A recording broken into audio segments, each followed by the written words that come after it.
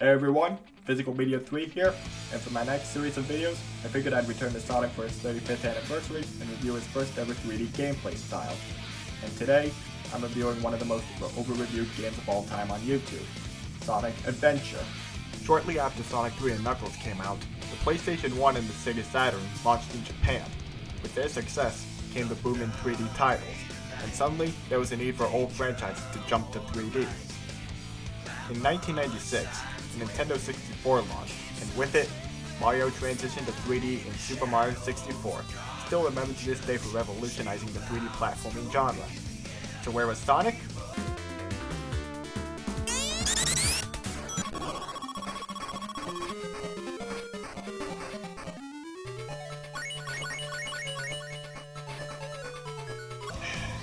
Yeah, Sonic's struggle in the mid to late 90s was one of the most talked about chapters in Sonic's history, right up there with the Dark Age in the mid to late 2000s.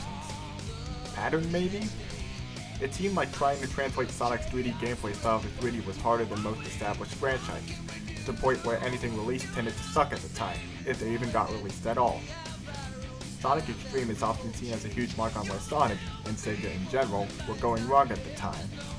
While the conceptual videos showed a relatively competent game, the official trailers were dog shit, likely a result of poor porting attempts from PC hardware to the Saturn's infamously difficult 3D hardware.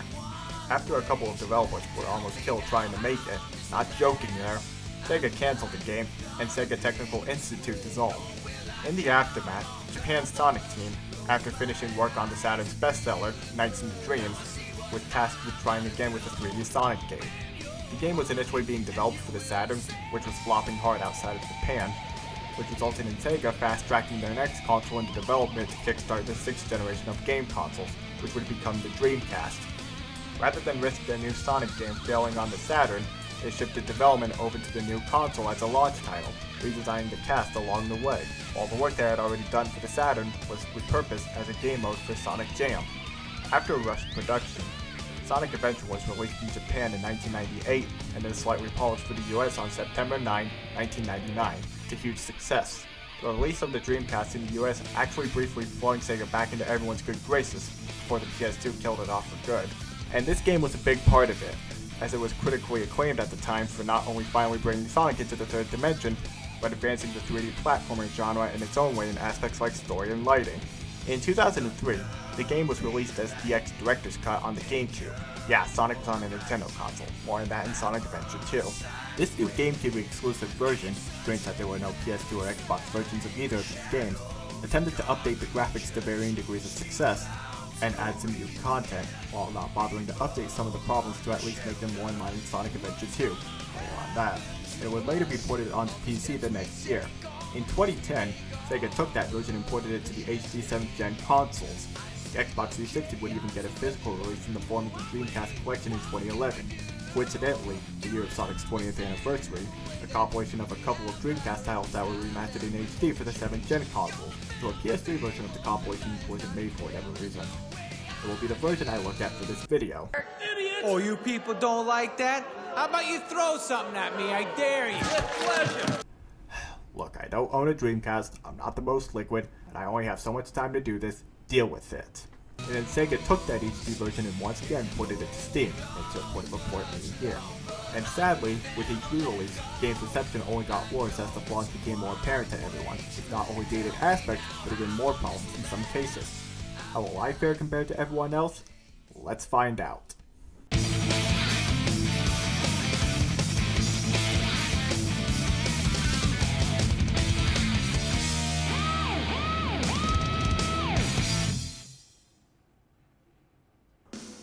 One of the main aspects that defined Sonic's first 3D era of gaming was how the story was deliberately told out of order.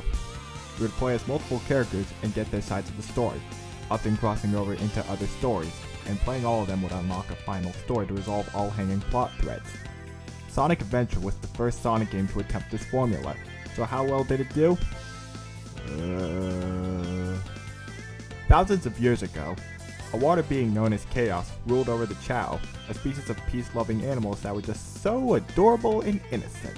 However, the clan of Echidnas, led by Chief Pachacamac, was obsessed with power and was determined to claim their source of power, the Chaos Emeralds, and their main source, the Master Emerald.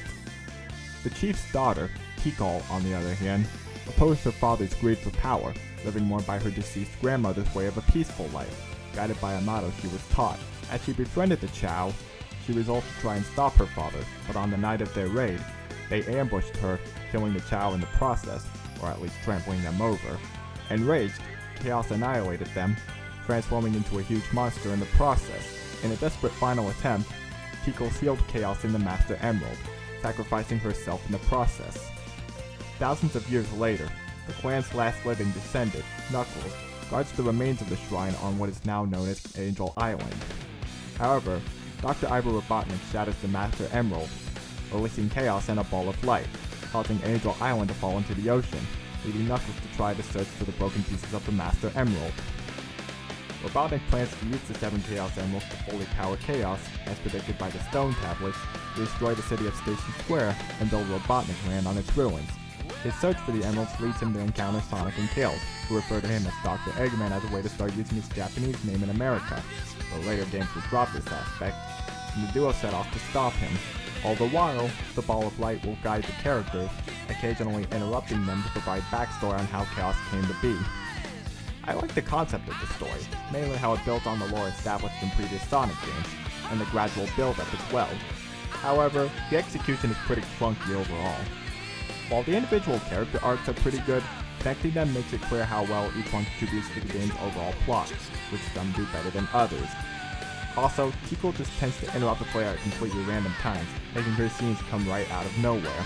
Not to mention, with some exceptions, most of the characters don't seem to really react to seeing the past, and often just shake it off.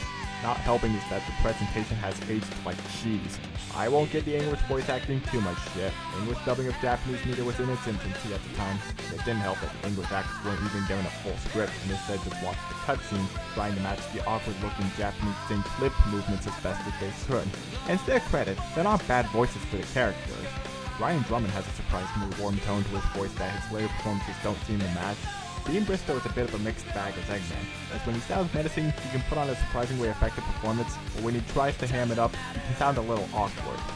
Michael McGurran sounds pretty dull as Knuckles, and honestly a little bland. Corey Bringus can sound pretty awkward as Tails. Jennifer Dooleyard is okay as Amy, likewise with Elora Bisler as Tikal, though a little flat. Yvonne and 2 Gamma and Big's voices are also pretty fitting for their characters. The thing that truly dates this game, however, is the animations. God, how terrible they are. They're not so bad when the scene is meant to be comedic, but when it tries to be serious, it falls apart faster than Eggman's second ship. Most of the characters rarely emote on their faces, if ever. Some of the characters don't have mouths when they should, and when they do, they stretch in unnatural ways that make it seem like their jaws are breaking. Not to mention, they seem glitchy a lot of the time, especially when the cutscenes end. Another problem is the pacing. There are so many awkward gaps between lines of dialogue that seem like they could have easily been cut down, even in the original Japanese version. There are quite a few times where the characters interact with each other, leading to repeat cutscenes as many as 4 times, with only slight differences in dialogue making it unclear as to which canon events happen, something I think later games would improve on. Some stories are more cutscene than gameplay, and in the Dreamcast version, you couldn't skip the cutscenes at all. Thankfully, every version since the DX version on the GameCube added that feature from the sequel, making it less of an issue, but you still have to sit through the end credits of each story. Overall, the story leaves a lot to be desired. How about the gameplay though? Each character has their own story, each with a different selection of the game's 11 stages. I'll be going through each character and their respective story, then talk about the stages and their variances. You start with Sonic as the only one available to pick, and then as Sonic meets with each character at various parts of his story, you unlock each character. Sonic's story is basically a lot like the Genesis games, the classic Sonic vs. Eggman story, and I do say, it works pretty well, though their first encounter kinda makes it seem like this is the first time they met, which I do find weird. If there's one problem I have, it's that Sonic kind of treats the whole thing as a non-serious issue, which works well at the start, but when he starts finding out more about Chaos, he seems just to shrug it off, which I think was some missed potential for character growth. As for its gameplay, it's more or less a faithful transition of his 2D gameplay style to 3D, certainly better than Extreme or 3D Blast. He still grabs rings, jumps on enemies, and runs through loops.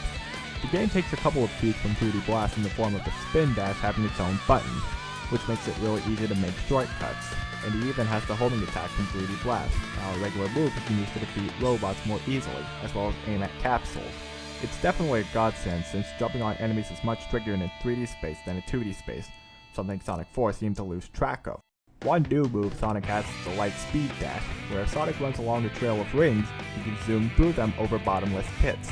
It's a nice move, but its first outing is tedious since you need to charge up the spin dash.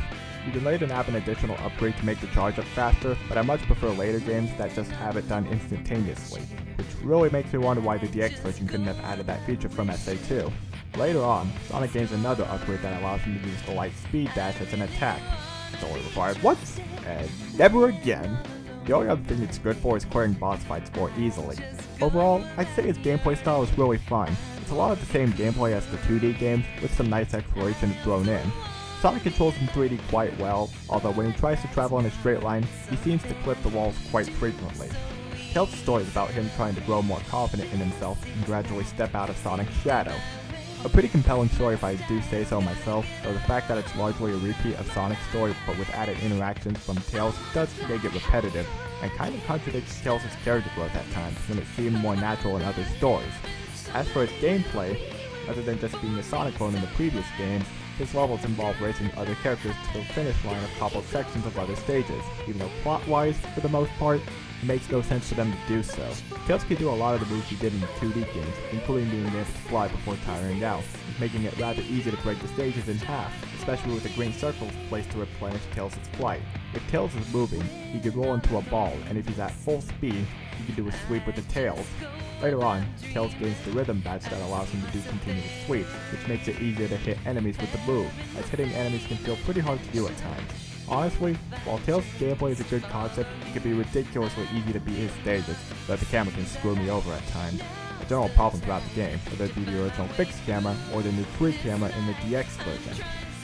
Knuckles is all about trying to find the pieces of the Master Emerald while trying to figure out what his purpose in life is.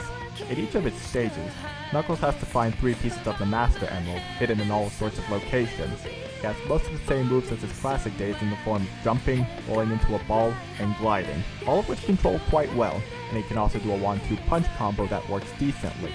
Later on, Knuckles gains the Shovel Claw to dig through dirt for optional goodies and the occasional shard. He also gets an optional upgrade that allows him to induce seizure attacks. Overall, I'd say his gameplay is pretty satisfying, and his story is an interesting concept, even if I think it was pretty dull of Knuckles to fall for Eggman strictly a third time, and the idea of him discovering his purpose really doesn't go anywhere, even if it seems like that was the intent. Amy's story involves her trying to protect a Flicky from a robot called Zero, who's trying to steal the bird's pendant, which turns out to be a Chaos Emerald. Unlike Sonic, Tails, and Knuckles, Amy didn't have a gameplay style from the 2D games to translate, so they had to come up with something unique for her. How did they do? Not very good. Throughout her very few stages, Amy has to solve various puzzles while trying to evade Zero. If he catches you, you lose a life, though Amy can use her hammer to stun Zero temporarily. Her hammer is honestly the best thing about her gameplay style since it's very effective at taking out robots, especially when jumping and swinging at the same time, though even then it kills what little momentum she has if she's not at full speed. That's really the big problem with Amy's gameplay style. A terrible momentum that makes it impossible for any flow, making her stages very tedious to play through. It doesn't help that she takes really long to get up to full speed, and at her full speed, she still runs like molasses, unless she's running up the What? If she's running at full speed and swings her hammer, she can flip through the air, keeping her slow speed going. Amy later gains the Warrior Feather after playing a fun whack-a-mole game which allows her to spin her hammer around, though I never used it since it felt pointless. Overall, while the puzzles aren't too bad, the overly slow gameplay, coupled with the overabundance of cutscenes that break away from the main story after the Flicky's emerald gets stolen, makes it a bore fest to play through. And then comes the most infamous part of the game, Big the Cat. Big is a fat cat who lives deep in the forest with his pet frog Froggy. One night, a puddle from chaos possesses Froggy, causing him to grow a tail. In this weird state, he eats Big's Chaos Emerald and disappears, leading Big on a wild goose chase, coincidentally, for the most part, running into the other playable characters. Big's 4 stages involve him trying to fish for Froggy. You cast your line into the water and try to fish for Froggy. You can tilt the line around to catch Froggy's attention. Once he grabs on, reel him in and you'll clear the level. Sounds pretty simple, right? Big's gameplay is utterly wretched. Trying to aim where Froggy might be is a big guessing game most of the time. Trying to move the reel around to catch Froggy's attention is very jittery, and if you don't know to hold the analog stick when catching Froggy, you will let go of the reel and you have to try again, which wouldn't be so bad, but it seems very inconsistent with other fish. I'm not kidding when I say I got so frustrated with the first stage that I actually quit and finished Gamma's story before trying again with Big. You can later gain the life belt, an upgrade that'll allow you to float on the water and supposedly make it easier to catch Froggy, but it feels like it just makes the aiming less effective, especially in Ice Cap where the pond is super thin. It's more effective in later stages though. You can also get various reel upgrades to make your fishing hook stronger to catch bigger fish for extra points, which is good for extra missions, but an unnecessary distraction when playing the main objective. There's also various parts of the level you can explore, but except for Hot Shelter, they feel completely unnecessary. I actually think it would be nice if the levels did what the final one did and had Big solve a couple puzzles or so, before reaching the pod where Froggy is. Would have been a nice use of Big's ability to lift objects rather than just this one card, and the icebergs and Ice Cap. Yeah, Ice Cap. That's the idea of reusing zones from previous games with a concept as far back as the franchise's jump to 3D. Now helping is that Big contributes very little to the story, somehow getting into places with no explanation. I'm almost surprised they even bothered having him be part of the final story at all. Big's story is ultimately the worst part of the game, and the one I look forward to revisiting the least. Lastly is E102 Gamma. E102 Gamma is a robot designed by Dr. Eggman as part of an E-series. After successfully capturing Froggy, he comes across Amy Rose in her cell with a flicky. After it flies up to him, plus people having shown him the chow earlier, Gamma starts to have a change of heart and frees Amy. After Amy protects him from Sonic and Tails and convinces him not to hurt them, Gamma flies off the destroyed egg carrier and, having no more purpose than having been deemed useless by Eggman, he sets off on a new quest to free all the animals trapped inside his fellow E-series robots. His gameplay involves him shooting enemies in order to replenish the timer. The more enemies you blow up at once, the more your timer replenishes at once. Later on, Gamma gains the Jet Booster, an upgrade that allows him to hover in the air while jumping. Overall, while it's a bit mindless, Gamma's gameplay is honestly pretty fun, and his story is a pretty emotional one where, after defeating all of his brothers, he blows up to free the flicky inside of him, revealed to be a family. There's one problem though. It happens at the end of his story and not at the end of the last story, meaning that Gamma contributes the least to the overall plot, even less so than Big does. Oh well, at least his stages are pretty fun to play. The stages in general tend to vary from level to level, usually depending on the character. Emerald Coast is played through by Sonic, Big, and Gamma. Sonic's playthrough is a nice way to introduce Sonic's story and get people used to his mechanics, as well as some nice spectacle. Big's playthrough is a complete nothing burger, and Gamma's is a pretty decent start to his campaign. Sonic, Tails, and Gamma play through Windy Valley.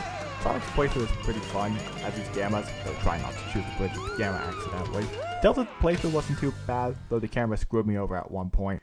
Casinopolis is shared by Sonic, Tails, and Knuckles. As Sonic, you need to gather enough rings to reach the Chaos Emeralds, mostly by playing the two pinball machines, one being Sonic themed and the other being themed after Nights into Dreams. With the Sonic one, you try to gain more rings with the slots, which strangely use the classic designs. Weird. With the Knights one, it's more card based and you try to gain card combos to enter various other sections. If you drop out of either board with less than 100 rings, you play through a sewer section that's honestly the best part of the level since it's the closest the stage gets to a normal Sonic level. It's a good way to farm for rings. After climbing out, you can even take a shower to get all the crud off. Neat! Not a bad level, but it can be a bit boring. Tails' version is just the sewer section, and it's about the same as before, including the camera screwing me over at one point. Knuckles spends most of his time above the casino, with some pretty neat exploration. Ice Cap is played by Sonic, Tails, and Big.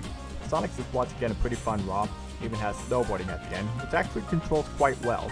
Tails' is just the snowboarding section, and it's the best of its levels so far. Big has an interesting gimmick where you use icebergs to break frozen lakes. Make sure to know to throw them at marked areas, though it's only useful for an optional power-up, as Froggy's section is right at the start, and get confusing on trying to traverse back, and the camera when trying to jump out of the lake is really terrible here, as it can be pretty confusing on where and how to jump out. During Sonic and Tails' playthroughs, you play two acts of Sky Chase where the duo try to chase down the egg carrier. In the first act, they get shot down and separated. In the second act, Tails crash lands the plane due to a lack of landing gear in battle mode and not thinking to change back. In the two acts, you try to shoot down enemies while trying to aim at them. They're pretty fun, but I do think Sonic's version could have been like in Sonic 2, where you jump at the enemies while shooting is left to Tails. Twinkle Park is written by Sonic, Amy, and Big. Sonic's version is a pretty fun ride, Man, I'm on a roll right now. With some neat platforming, though the bumper car section at the start, which you can play as a side game with other characters, can be pretty hard to keep a consistent speed. Amy's first stage is a decent starting level, along with a unique mirror gimmick that takes some getting used to. And Big's fishing is the most frustrating of all of his stages, though the lack of required puzzles for his first stage is more understandable than his remaining stages. Speed Highway is played through by Sonic in all 3 sections, Tails in the first, and Knuckles in the third. Sonic's version is a pretty fun stage to play through, while Tails is a pretty easy final level. So is Knuckles' section, but it's the first stage of the story, so it makes more sense. Honestly though, while Tails and Knuckles have good story important reasons for traveling the level, I don't see why Sonic's traveling through Speed Highway. I get that he's searching for Amy, but I feel like Sonic finding out where she is could easily take place after Twinkle Park, and the level and the change in the time of day was added to fill the 3 characters per level quota. Red Mountain is played through by Sonic, Knuckles, and Gamma, and all 3 versions are really fun. Sonic's playthrough is a fun climb up the mountain and run through the caves, while Knuckles' version is more expansive than before, and Gamma, despite strangely only being a run through the caves, is still a nice playthrough. Skydeck is played through by Sonic, Tails, and Knuckles, and it's a mostly clunky level to play through. As Sonic, it can be quite nauseating to adjust to the changing direction of the ship, and trying to run down the ramps is hard to maintain a consistent flow on. Almost wish they were automated. Tails' section has the same ramp problem, and Knuckles' section is exclusively the nauseating section, although one neat detail is that you can use the lever to change the gravity on the ship, and since the story takes place around the same time as Sonic's, it's implied to be the reason the gravity changes in Sonic's section. Lost World is played by Sonic and Knuckles, no third character strangely. Sonic's section is mostly okay. I actually think the snake puzzle is pretty good when you're not fighting the camera. The second section is also fine as long as you try to avoid using the mirrors, which is an absolute crapshoot, as the lights don't seem to work even when you point them at the mirrors, which is what seems to be the correct position. And worse, you can't even back out of them. I had to reset the section multiple times just to get out of them. Other than that, good section with some good boulder chasing and a much better anti-gravity section with the panels. Knuckles' section is also pretty good. The final egg is run through by Sonic, Amy, and Gamma. Sonic's is a pretty decent final level, as is Amy's, and Gamma's is a pretty decent, if rather short, tutorial. Hot Shelter is played by Amy, Big, and Gamma.